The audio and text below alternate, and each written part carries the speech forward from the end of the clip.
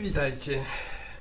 Chcę Wam zaprezentować, co do tej pory zrobiłem przy tym pojeździe. Ma już swoją nazwę Angel. Ma oryginalną figurkę z przodu, jak to w rzadkich pojazdach bywa.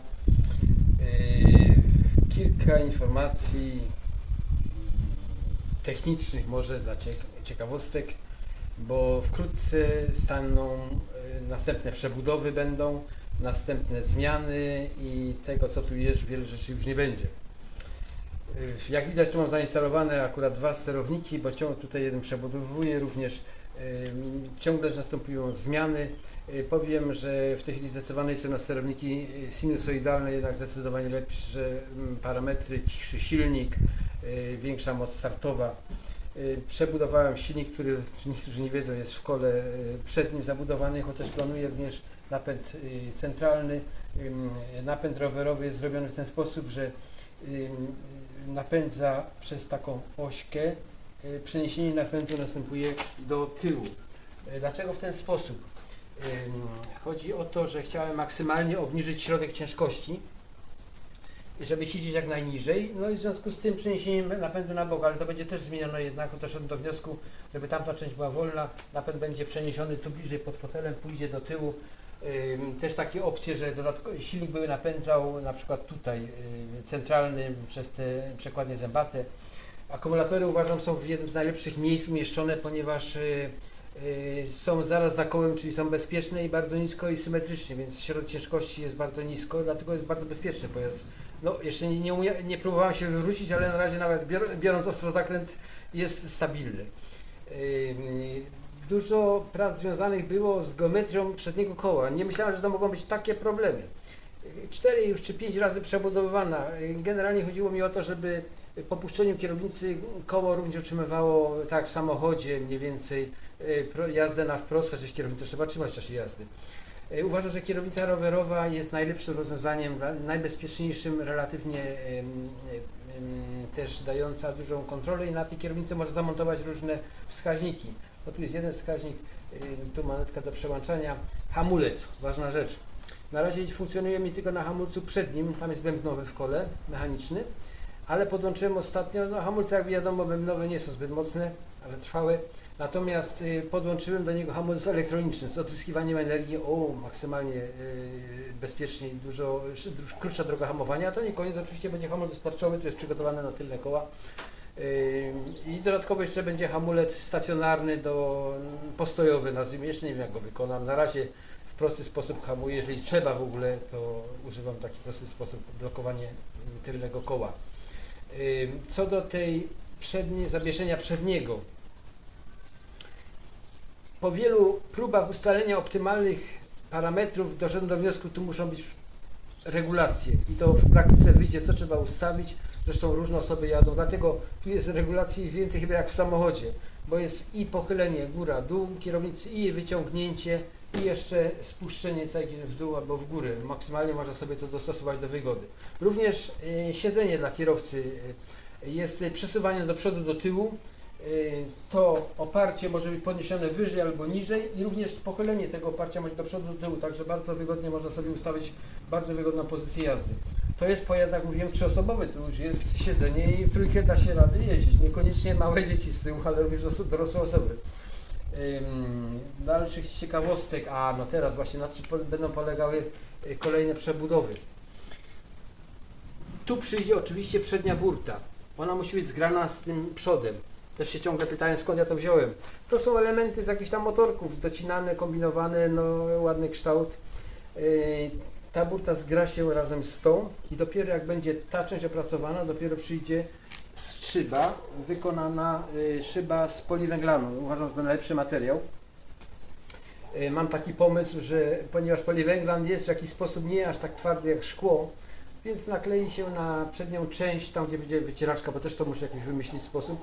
Na tą wycieraczkę, na tą szybę będzie naklejona folia ochronna, którą za jakiś czas jakby traciła przejrzystość, można zedrzeć i założyć następną. No i ciekawa sprawa, bo podobają mi się wszystkim kabriolety, ale również jak jest pogoda niewygodna, no to trzeba by się schronić przed deszczem. Więc będzie zwinięta inna szyba w rulon poliwęglanowa. Normalnie będzie sobie w samochodzie założona, w tym pojeździe położona. A jak zajdzie potrzeba, to dość szybko będzie ją można zainstalować na tej części. Jak to będzie wyglądało? Po prostu tu jest taka część przesuwna, jak widać, przesuwa. I ta szyba będzie okuta przez taki ceownik, nazwijmy, z jednej i z drugiej strony. Zahaczam o tą część, napinam przez uszczelkę i na drugą stronę. W związku z tym tu przyjdzie oczywiście taka jedna wręga, równoległa do tej i z tyłu również wręga. Ta wręga w normalny sposób będzie, coś takiego tu mam przygotowane, druga wręga tutaj, a ta na przykład będzie spuszczana w ten sposób, albo postawiona i być może to będzie spięte razem. To są jeszcze sprawy konstrukcyjne do przemyślenia, do analizy. Uważam, że te wszystkie pomysły techniczne, które to są autorskie pomysły, są bardzo dobre. Dużo czasu poświęcam na myślenie, wymyślanie rozwiązań technicznych i wybieram te optymalne. Czasami wiąże się to wielokrotną przebudową. Tu dużą sztywność uzyskałem dzięki temu, że wygięty jest taki profil, to też oddzielna sprawa techniki, i w to następnie jest wklejona ta metalowa wręga, daje to dużą sztywność. Ta szyba przednia będzie lekko wychodziła, to będzie jeden szkielet, lekko poza tą wręgę, następnie a ta tylna zakładana szyba będzie wjeżdżała pod nią, więc uzyskam dużą szczelność. Chociaż nie jest to aż tak strasznie wymagane. Co tu jeszcze z ciekawostek technicznych? Ten przód, ta podłoga. Generalnie rama jest stalowa, tutaj stalowo-aluminiowa, to jest ten element, plus to wzniesienie do góry i tak dalej, tu zamocowanie układu kierowniczego, jednak uzupełniłem to o podłogę. Podłogę dodatkowo jest usztywniona przez wprowadzenie pewnego stałego napięcia przez te pręty. Uzyskałem uniesienie, no i oryginalny wygląd, ale to ma również znaczenie techniczne. Problemem ostatnich dni, który mi spędzał sen z powiek, to było to, jak sobie poradzić z tym, no fajnie zamontowane akumulatory, wszystko, ale chce się szybko dostać do środka. Co? Teraz szybę namontować, wszystko rozkręcać, jak? I wreszcie wymyśliłem sposób, który chcę właśnie zastosować.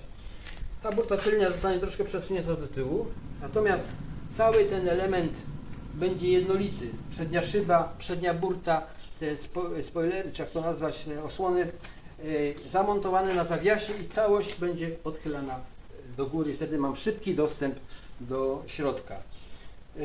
Ciekawostką jest też ten napęd rowerowy, bo to jest, wielu nie wie, pyta, jak to z opłatami ubezpieczenia, czy przeglądy techniczne i tak dalej. Nie, to jest tak zwany wózek rowerowy. Jest taka kategoria, też jeszcze jakiś spory czas temu nie wiedziałem. Możecie sobie doczytać, ale jest to pojazd o długości do 4 metrów i szerokości powyżej między 90 cm a 2 metry.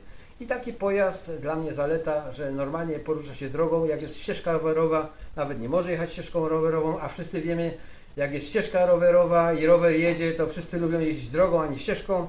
Znajdzie się policjant i widzi to i dostaniemy mandat, że nie jedziemy ścieżką rowerową. Nie potrzeba na to żadnych homologacji, przeglądów i tak dalej. Oczywiście ja będę chciał sobie wykupić ubezpieczenie również. Ciekawostka kolejna. Mając ubezpieczenie samochodowe, a jadąc rowerem, jeżeli byśmy byli winni my w wypadku, jadąc na rowerze, to nasze ubezpieczenie samochodowe nie obejmuje tego, co sporządzimy, jeżeli zrobimy jakiś wypadek jadąc na rowerze. To trzeba mieć oddzielne ubezpieczenie. Oczywiście oświetlenie, docelowo światła pełne jak w samochodzie będą dla wygody i bezpieczeństwa. Tu taką ciekawostkę chciałem pokazać przy tym napędzie rowerowym. Mam w tej chwili ściągnięty łańcuch. Tu mam taki dość oryginalny mechanizm, to naprawiałem, z czegoś tam dostałem. Polega na tym, że jeżeli na normalnym rowerze mamy wolnobieg do przodu, ale co gdybyś chcieli dojechać do tyłu, no to pedały nam idą do tyłu, co jest niewygodne. Więc to jest taki mechanizm, jeżeli ja napędzam do przodu, że tak, tutaj palce przytrzymam tą żółtą osłonkę i patrzcie, napęd w tej chwili pracuje do przodu, tak? Natomiast jeżeli bym chciał mieć wolnobieg do tyłu, przełączam i już uciągnie do tyłu, tak? A mogę również go wyłączyć. I teraz kręcąc do przodu, czy do tyłu, Mam wyłączony napęd rowerowy. Tak jak powiedziałem, tu będzie przeniesiony do tyłu. No, kolejna zaleta, że pojazd jest oczywiście bardzo cichy. Chciałem stosować lusterka elektroniczne, ale bez sensu. Najlepsze będą standardowe, zwykłe lusterka, oczywiście podwójne. No i cóż, zmiana biegu, osiedle, wszystko tu będzie. Pojazd, jak powiedziałem, jest bardzo cichy, nie? To nie ta manetka, bo to są podłożone akurat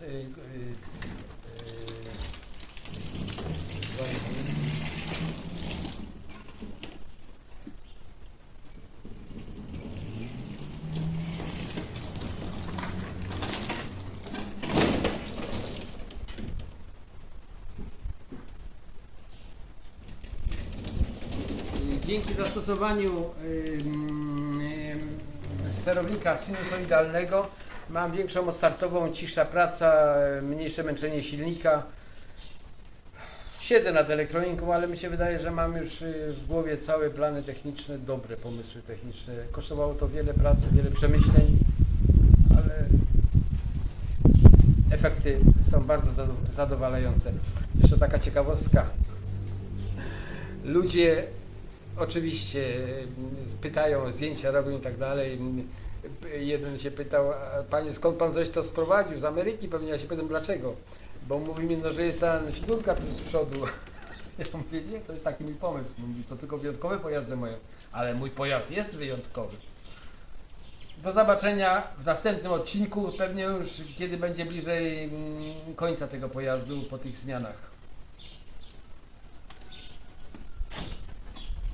To pojedziemy na koniec.